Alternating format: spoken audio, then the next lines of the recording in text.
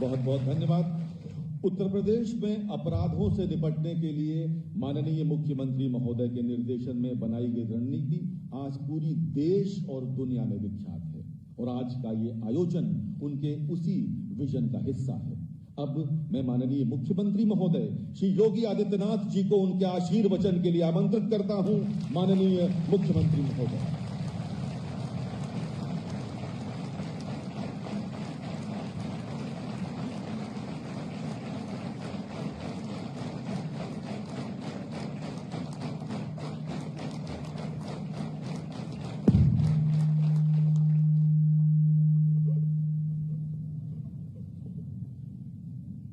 Uttar Pradesh police की बुनियादी सुविधाओं से संबंधित 144 परियोजनाओं की लोकार्पण कार्यक्रम में मंच पर उपस्थित अपर मुख्य सचिव गृह श्री अवनीश कुमार अवस्थी जी, पुलिस महानिदेशक श्री DS चौहान जी,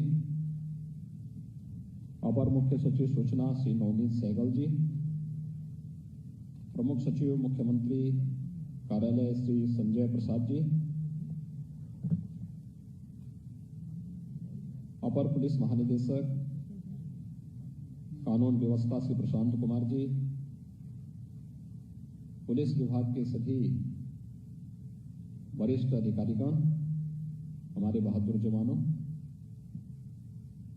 और प्रदेश भर से उन सभी 41 जनपदों से जहां से जुड़ी हुई 144 ये परियोजनाएं आज यहां लोकार्पित हुई हैं, उन सभी स्थानों पर भी उपस्थित सभी पुलिस के हमारे अधिकारी और पुलिस विभाग के सभी जवान और उपस्थित भाइयों बहनों, मैं सबसे पहले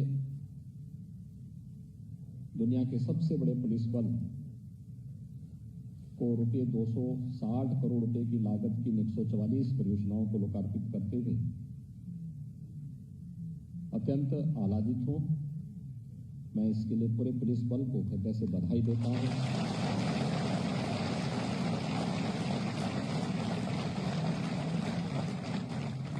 मुझे प्रसन्नता है विगत 5 वर्षों के अंदर किए गए कार्यों का परिणाम आज हम सबके सामने है। आज से 5 वर्ष पहले उत्तर प्रदेश की छवि एक ऐसे राज्य के रूप में थी जो दुनिया में और देश में बीमारू प्रदेश के रूप में गिना जाता था, जहां पर विकास की कोई सोच नहीं, ये जो धारणा बन चुकी थी उसका कारण था बदतर कानून व्यवस्था। हर दूसरे तीसरे दिन एक बड़े दंगे के कारण प्रदेश के बारे में न केवल लोगों की धारणाएं बहुत अत्यंत खराब थी, बल्कि उत्तर प्रदेश के अंदर कोई भी तबका अपने आप को सुरक्षित महसूस नहीं करता था। क्या उद्योग जगत, क्या व्यापारी, क्या महिलाएं, क्या बेटियां, क्या नौकरी पेशा वाला व्यक्ति, क्या कोई किसान, क्या कोई श्रमिक, कोई भी अपने आप को सुरक्षित महसूस नहीं करता था। उस समय हमारे सामने चैलेंज था। मुझे याद है जब मैंने 19 मार्च 2017 को उत्तर प्रदेश के मुख्यमंत्री के रूप में मुझे शपथ ग्रहण करवाया गया। 20 मार्च को मैंने सबसे पहले गृह विभाग का ही निरीक्षण किया था। मुझे वहां दुर्व्यवस्था देखने को मिली थी, फाइलों के ढेर देखने को मिले थे, धूल से सनी हुई इन फाइलों के बीच में कैसे कार्मिक कार्य करते थे और धूल से सटी हुई फाइलें इस बात की गवाही कर रही थी कि कार्य नहीं हो रहा है। और उस समय प्रदेश की बदतर कानून व्यवस्था के बारे में जब मैंने प्रश्न पूछे थे तो मुझे बहुत सारी चीजें देखने को मिली थी। मैंने लखनऊ पुलिस लाइन का भी दौरा किया था। कई जनपदों की पुलिस लाइन में मैंने वहां पर पुलिस कार्मिकों को मिलने वाली सुविधाओं को भी निरीक्षण किया। पुलिस ट्रेनिंग स्कूल कई क्षेत्रों में मैं स्वयं जाकर के उनका निरीक्षण किया। और उस समय जब पुलिस बल के बारे में मैंने पूछा कि आखिर 23-24 करोड़ की उस समय की आबादी के अनुरूप हमारे पास पुलिस बल कितना होना चाहिए, कितनी कमी रह गई है, तो मुझे बताया गया कि 1.5 लाख पुलिस कार्मिक है ही नहीं, भर्ती नहीं हुई। पीएससी की 54 कंपनियां ही समाप्त कर दी गई। पीएससी की महिलाओं की कोई बटालियन नहीं है। आपदा प्रबंधन के लिए एसडीआरएफ प्रदेश में गठित ही नहीं हुआ है। और फिर हम लोगों ने पुलिस भर्ती की पारदर्शी व्यवस्था को प्रदेश के अंदर लागू किया था। मुझे प्रसन्नता है, बिना भेदभाव के 1,62,000 से अधिक भर्तियों की प्रक्रिया को अब तक हम लोगों ने सफलतापूर्वक प्रदेश के अंदर संपन्न किया है।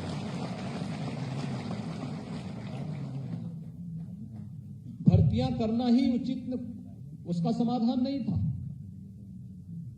भर्ती होने वाले कार्मिकों की उचित ट्रेनिंग की व्यवस्था भी हो। ट्रेनिंग की क्षमता को दोगुनी तिगुनी किया गया। हम केवल कार्मिक भर्ती और उन्हें ट्रेनिंग तक ही सीमित नहीं रखेंगे, बल्कि समय की रफ्तार के अनुरूप हमें देश ही नहीं दुनिया के सबसे बड़े पुलिस बल को रखना है। इसके लिए उसके आधुनिकीकरण की भी एक व्यवस्था बनाई गई। प्रदेश में पहली बार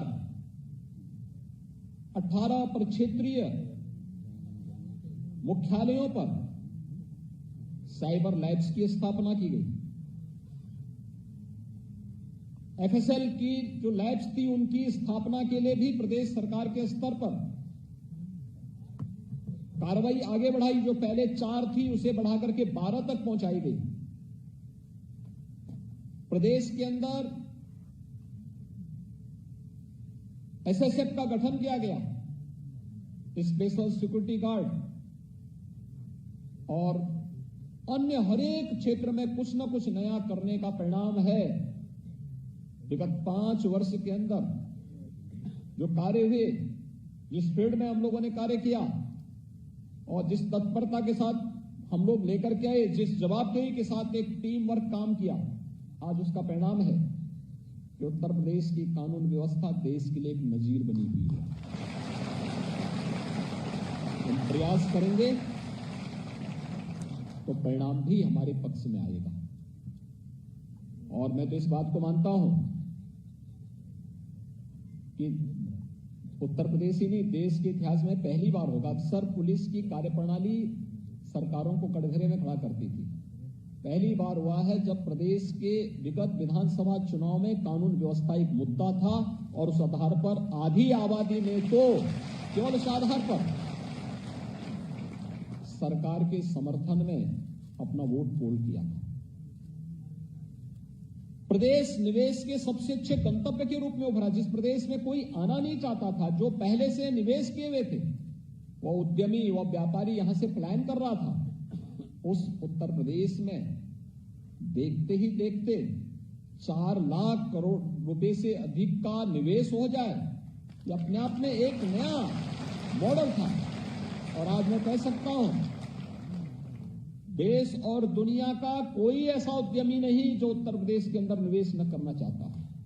और व्यक्ति चाहता है उत्तर प्रदेश में निवेश होना चाहिए। बेहतर कानून व्यवस्था की स्थिति, अभी विगत दिनों जो कार्यक्रम प्रदेश के अंदर चले हैं, कोई कल्पना करता था कि धर्मस्थलों से माइक बिना किसी विवाद के उतर जाए? यह भी हुआ है प्रदेश में। ये कोई मानता था कि धर्मस्थ कोई भी सड़कों पर कोई धार्मिक कार्यक्रम नहीं होंगे? यह भी संभव हुआ है। इसने प्रदेश की छवि को बदला कि वाह, उत्तर प्रदेश में क्या हो रहा है? उत्तर प्रदेश में तो कुछ आमूलचूल परिवर्तन करके रखे हैं और ये एक सजग पुलिस बल के बल पर और पुलिस की धमक जो एक अपराधी के मन में भय पैदा करे, लेकिन एक कॉमन मैन के मन में एक सम्मान का भाव भी पैदा करे।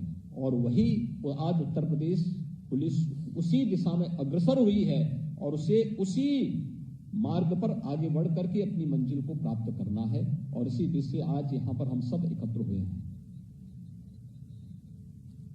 इसके लिए हम लोगों ने पुलिस के जवानों और पुलिस के अधिकारियों के लिए बुनियादी सुविधाओं को भी वहां पर देने का कार्य किया। बैरक नहीं थे। मैं जब लखनऊ पुलिस लाइन में गया, दोपहर में अचानक में गया था, मैंने किसी को नहीं बताया था। उस समय यहां पुलिस कमिश्नरेट नहीं था, यहां के एसएसपी को नहीं, डीआईजी को नहीं, एडीजी जॉन को भी नहीं बताया था मैंने, डीजीपी को भी नहीं बताया, यहां पे अपर मुख्य सचिव गृह को भी नहीं बताया। मैं चुपचाप दोपहर में निकला, पुलिस लाइन की तरफ गया। पुलिस लाइन में मैं दोपहर में पहुंचा और जब लखनऊ पुलिस लाइन में मैंने देखा, मैं अचानक गया वहां पर। मैंने पुलिस लाइन में कुछ निरीक्षण करने के बाद में मैंने कहा भी बैरक कहाँ है, कहाँ पुलिस कार्मिक रहते हैं। अब आश्चर्य करेंगे, पुलिस के 2 जवान वहां पर जो रात्रि की ड्यूटी में अपने रहे होंगे, दोपहर में सो रहे थे, आराम कर रहे थे।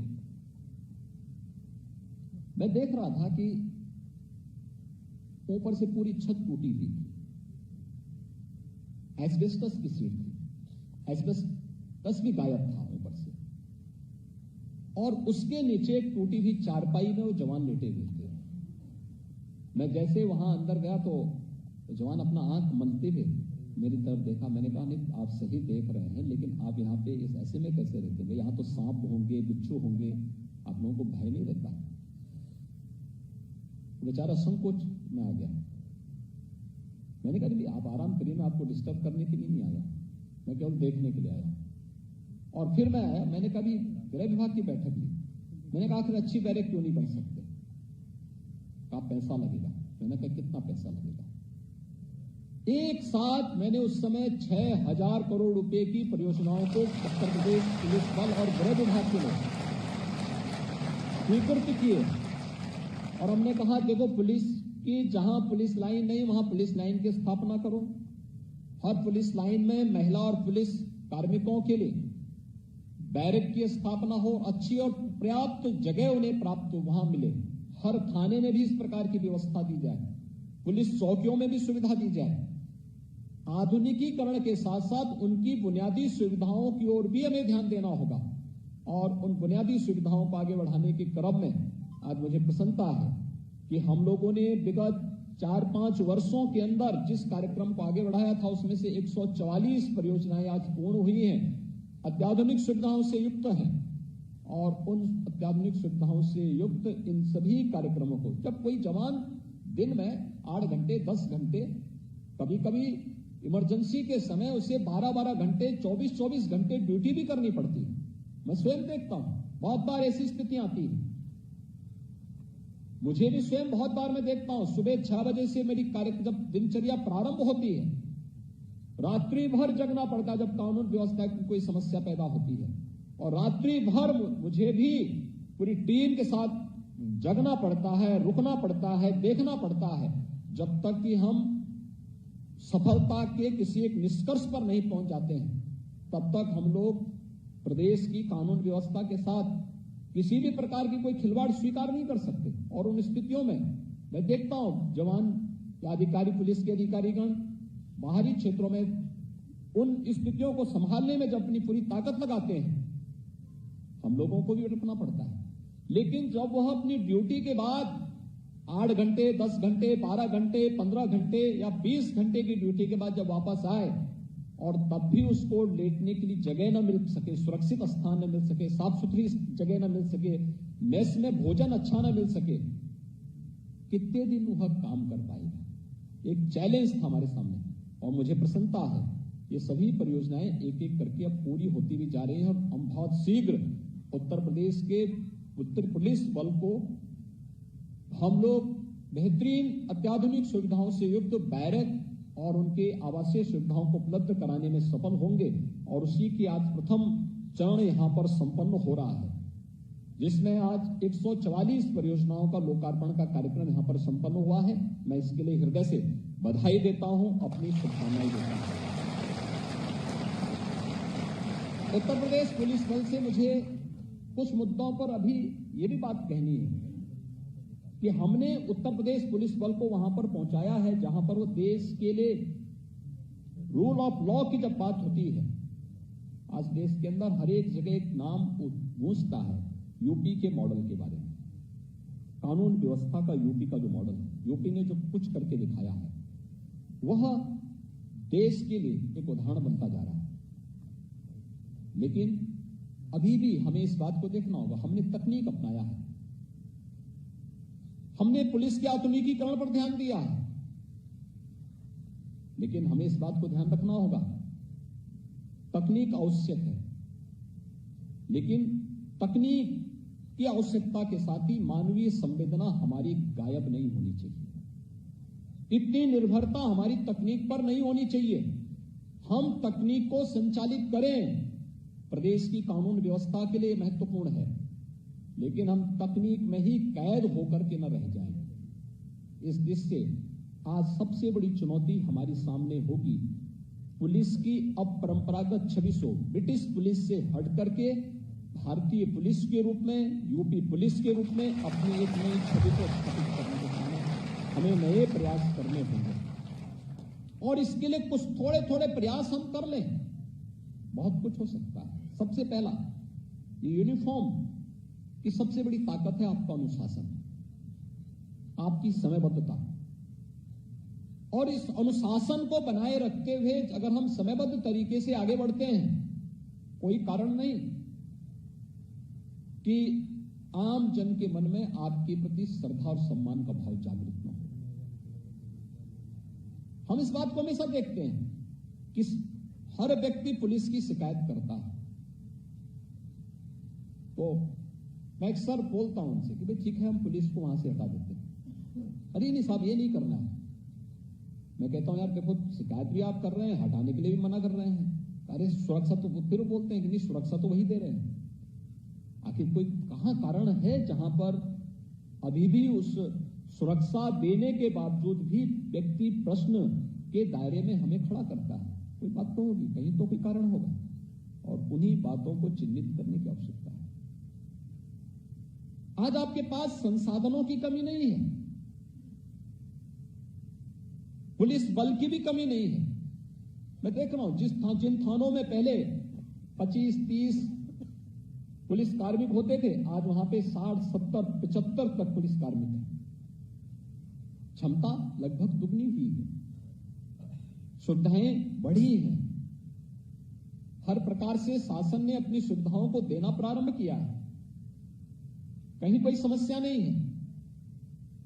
लेकिन कोई कारण तो होगा जो आज भी हमारी छवि को ब्रिटिश पुलिस से भिन्न नहीं कर पा रही है।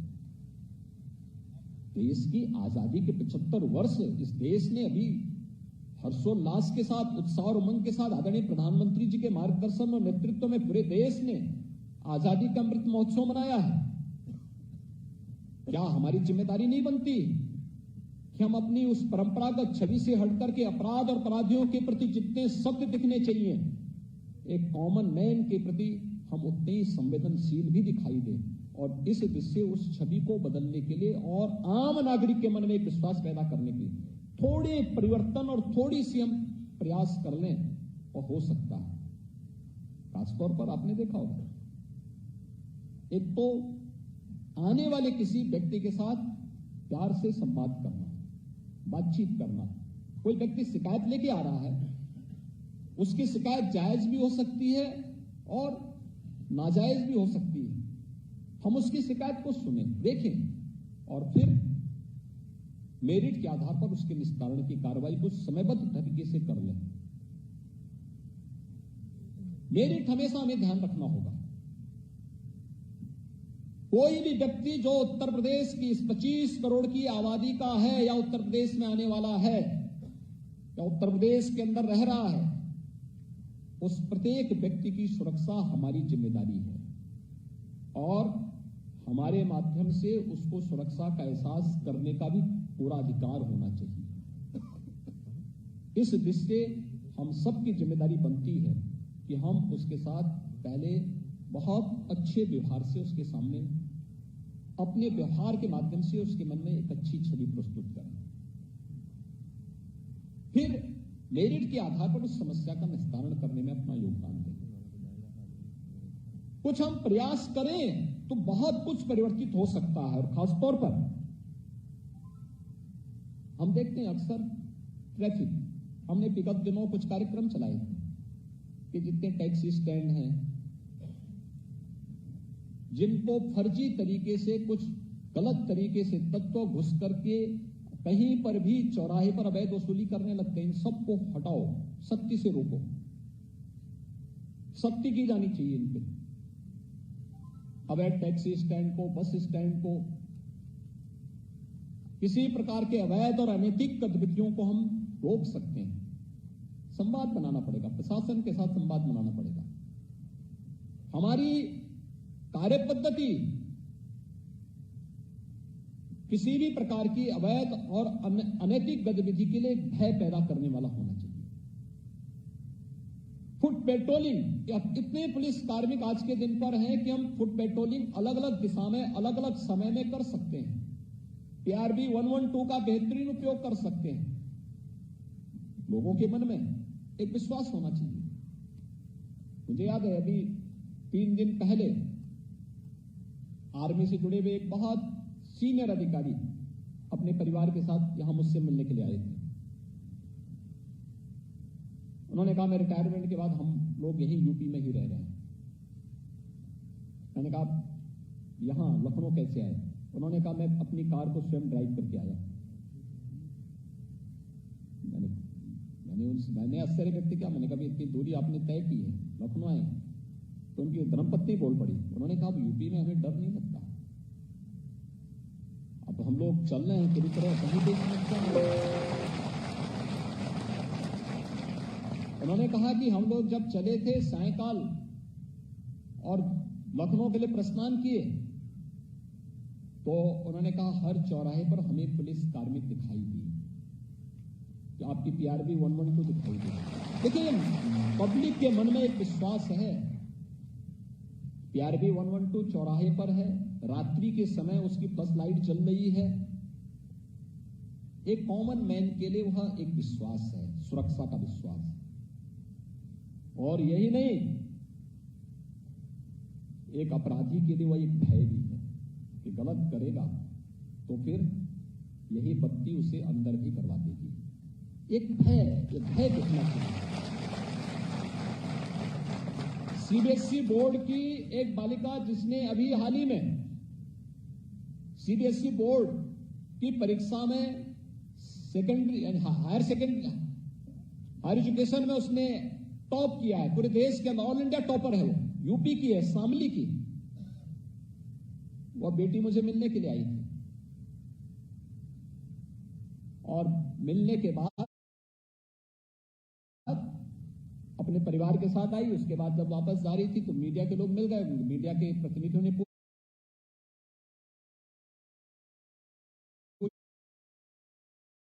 पूछा होगा कि कहां से हैं? उन्होंने कहा मैं शामली से आई हूं।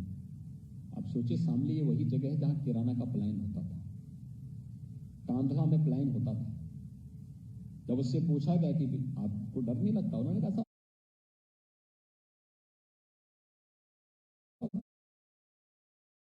तो बेटी अब कहां हम लोगों को भय लगता, अब तो हम लोग बहुत उसके साथ घर के बाहर जा सकते हैं, बाजार जा सकते हैं, स्कूल जा सकते हैं, कहीं कोई भय नहीं है। यानी CBSE बोर्ड को टॉप करने वाली हाई स्कूल की एक बालिका इस रूप में इतनी बेझिझक अपनी बात को कहती है। ये चीजें दिखती हैं। पुलिस ने कुछ मोर्चों पर काम किया, लेकिन अभी बहुत कुछ किए जाने बाकी है। वर्तमान में युवा पीढ़ी के सामने जो सबसे बड़ी चैलेंज है वह है नशा। नशा के कारोबारी युवा पीढ़ी के भविष्य के साथ खिलवाड़ कर रहे हैं और इसलिए नशा के खिलाफ उत्तर प्रदेश पुलिस बल को अब एक बृहद अभियान छेड़ना होगा। नशा का कारोबारी कोई भी हो, अगर वह अवैध और अनैतिक तरीके से युवा पीढ़ी को बर्बाद करने के लिए अपनी अनैतिक गतिविधियों को संचालित कर रहा है, हमें उसके खिलाफ कानून के शिकंजे में उसे कैद करके उसको जितनी सख्ती के साथ उनके मंसूबों को ध्वस्त करना होगा, हमें उतनी सख्ती के साथ उसके खिलाफ अपने अभियान को आगे बढ़ाना होगा। और जिससे चाहे वह ड्रग के कारोबारी हो, जहरीली शराब के कारोबारी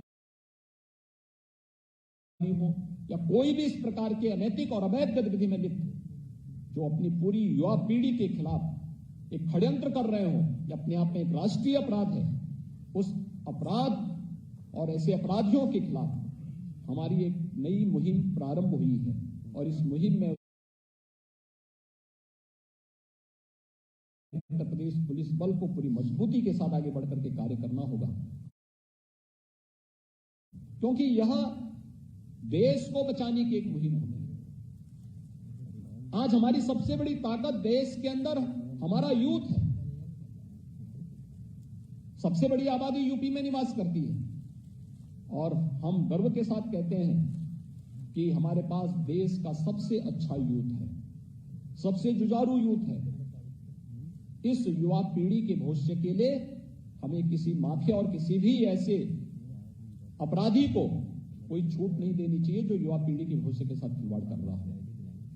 मुझे बड़ा विश्वास है कि विगत 5 वर्ष के अंदर जिन कार्यक्रमों को लेकर के यूपी पुलिस बढ़ी है, उन कार्यक्रमों को सफलतापूर्वक आगे बढ़ाने के साथ ही हम प्रदेश के अंदर कानून का राज स्थापित करने के शासन की इस मंशा के अनुरूप अपने कार्य पद्धति को आगे बढ़ाएंगे। पुलिस कार्मिकों को दी जाने वाली इन सुविधाओं को और बेहतरीन करने की दिशा में सरकार पूरी तरह प्रतिबद्ध है। आज एक बार फिर से मैं गृह विभाग को प्राप्त होने वाले 144 परियोजनाएं हैं, यानी अभी काफी कम है, अभी तो ये 1/4 है। अभी इससे जो है 2/3 से अधिक 3/4 से अधिक परियोजनाएं ऐसी हैं जिन पर कार्य चल रहा है और हम कार्मिक